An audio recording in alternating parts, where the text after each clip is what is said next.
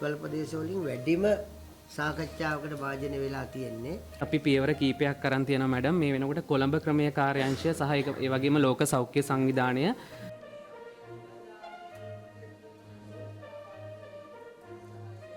ඒ පාසල් යන ළමු දැනුවත් කිරීම කියන්නේ එතකොට දැන් පාසල් යන්න ඕනේ කියන මොකක්ද හේතුව මෙතන එක නැවතෙන්න මොකක් හරි ආර්ථික ප්‍රශ්නබිමද ගෘහස්ත ප්‍රචණ්ඩත්වයද මොන වගේ ආර්ථික ප්‍රශ්න සහ දෙමාපියන්ගේ අත්හැරීම් තුළ තමයි මේක වෙලා තියෙන්නේ මැඩම්. මේ දෙමාපිය රට ගිහිල්ලා දෙමාපිය ඒ වගේම ඒතර ඒ අවස්ථාවන් වලදී අර සිදු කරන නිවාරණ වැඩසටහන් වලින් පසු විපරමක්. ඒ කියන්නේ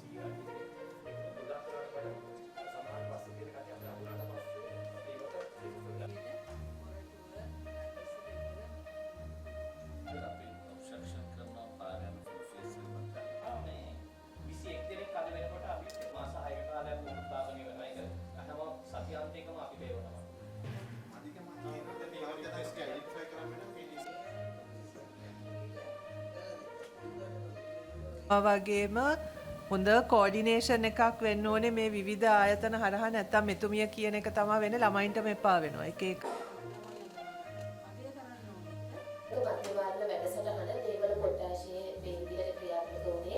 ක්‍රියාත්මක වෙන්නේ. නමුත් අපි ප්‍රජාව තුළ දැනුවත් කිරීම කරත් දැන් ප්‍රාදේශීය ලේකම්තුමා කෝට්ටේ නැවත සමීක්ෂණයක් කරලා අපි ඒක හඳුනාගෙන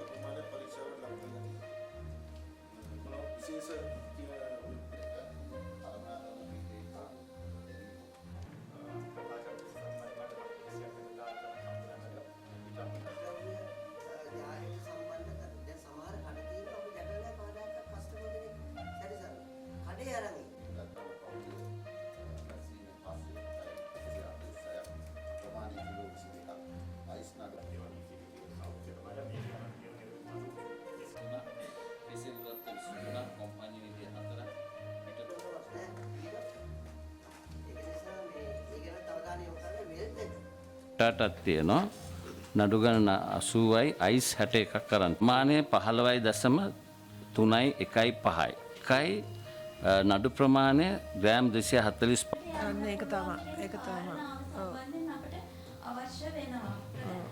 අපි ඒගොල්ලන්ට වෙනමම ක්‍රියාකාරකම් පාදක කරගෙන මේව තත්ත්වයක් තියෙනවා. ඒකෙන් අපි මේ ඉස්සරහට හරි ගැලවීම අපි දේශන පවත්වනකොට ඒ වචන මොකක් හරි මම හිතන්නේ මොනවා කරත් ගුරුවරුන්ට උනත් මොකද දැන් ගුරුවරුන්ට උනත් දැනුවත් කිරීම ගුරුවරුන්ගේ ප්‍රධාන වැඩේ උගන්වන එකනේ. නුන්දීමක් මම හිතන්නේ හැමෝම දන්නවා හෙට උදේ 10ට සුගතදාස ගෘහස්ත ක්‍රීඩාංගණයේ අපේ රටම එකට ජාතික මෙහෙයුම අපි සමාරම්භක උත්සවය හෙට පවත්වනවා. ඒක තුලින් තමයි අපි සංකේතවත් කරන්නේ මේ විෂමද්‍රව්‍ය පරාජය කිරීමේ මෙහෙයුම අපි ගරු ජනාධිපතිතුමාගේ නායකත්වයෙන් හෙට ඒක ඒ උලෙල ඒ කියන්නේ ඒක සමාරම්භක උත්සවය අපි පවත්වනවා. මේ සියලුම වැඩ මේකත් එක්ක සම්බන්ධ දෙයක් තමයි. ඉතින් ඒක පිළිබඳව පොඩි දැනුවත් කිරීමක් කරනවා. ඒක තුලින් අපි මම හිතන්නේ sannivedana කරන්න උත්සාහ කරන්නේත් මේක පිළිබඳ මේක මැඩ පවත්වන්න මේක පරාජය කිරීමට රජයක් හැටියට අපි ගත යුතු සෑම පියවරක්ම ගන්නවා. ඒ සඳහා ඔබ සියලු දෙනාගේ සහයෝගය අපි බලාපොරොත්තු වෙනවා. ඒ වගේම මම කියන්න ඕනේ මේ මම හිතන්නේ අපි මෙතන ආරක්ෂාව පිළිබඳනේ කතා කරන්නේ. එතකොට ආරක්ෂාව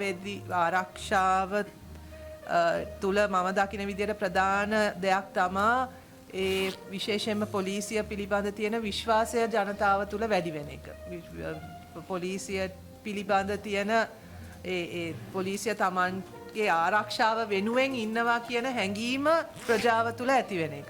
මම දකිනවා නියෝජ්‍ය පොලිස්පතිතුමනි පහුගිය කාලයක වැඩි වෙලා එහෙම එකක් එනවා. ඒ ප්‍රවණතාවයක් එනවා.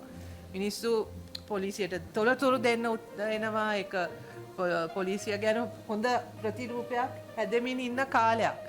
ඉතින් මම ඉල්ලා සිටිනවා ඔබ සියලු දෙනාගෙන් ඒකත් ආරක්ෂා කරන්න, ඒක තව දියුණු කරන්න. මොකද මේ විශ්වාසය වැඩි වෙන්න තමයි ආරක්ෂාවත් අපිට තහවුරු කරන්න පුළුවන් වෙන්නේ.